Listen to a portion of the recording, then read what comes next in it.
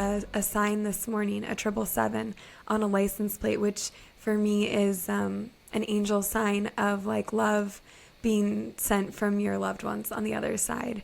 And I saw that, and it just immediately, I saw it like when I was sitting at a light waiting, to go. So I had a moment, but I immediately teared up thinking like, oh, Ryan's, reminding me Yeah. he's here, and I was having a stressful moment. It's like after school drop off and I'm running late, and I'm thinking about all the things that need to get done. And I saw that sign, and it just kind of made me like snap out of it and then think like, oh, he's with me and I miss him, Well, that's the and impression I having get some listening to tears. you. You've just described your grief has changed, and mine has as well. And so you are very connected with him in your meditation and seeing the signs. So you're very connected. So it's not like you've forgotten what's happened. Obviously not. But Right. you're so connected. So but we obviously then we miss the physical presence of them.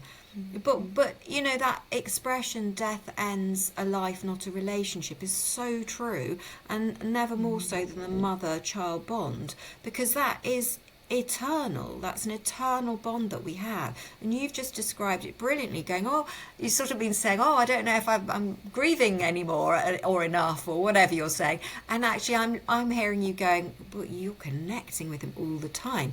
And funnily enough, before this, I just thought, oh, I'll just have a little look through my book because, I'm in a different. It's about the love untethered. I'm talking about it's about the first year, and kind of exactly what you're saying. I was reading the raw pain that I talk about, the cry, the just the shock, the devastation, and it did make me think I am in a different place with my grief, but it's not like my grief has gone, it's just changed.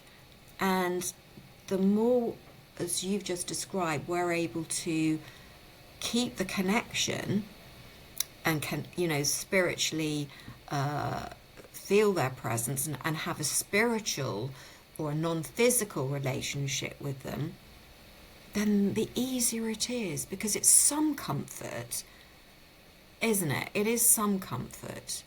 Yeah. But yeah, and what you say, we sometimes we just have to get on with the day. Mhm. But it will come in, like you wanted to have a cry, maybe you cry later, maybe it'll come out in another way, or something else happens that triggers you to feel upset. But really, what it's about is perhaps, you know, the longing and the missing, really, which we don't. We, it does come back in waves, I find. But yeah, but it is Yeah. different, and we do move into a different place with it, with the grief, I think. Mhm. Yeah, and I think in the beginning, when everything was so all consuming, Mm. my grief for him and my grief for me, really, that I had fear of the Yeah. day that would come that I didn't feel that way anymore. And now I'm, here, I'm in that place where it's not all consuming anymore, but it's not scary the way that I pictured that it would be, because it's not a complete disconnect from him either. It's it's morphed and changed, and it's really more that my healing has Mm. happened, right? He's still there the same way that he was right after he passed. That connection has always remained constant. It's more about my healing around being able to like recognize that connection and grasp that concept and accept that like this is what it is now, and then just being part of that instead of part of what I had before with him physically. So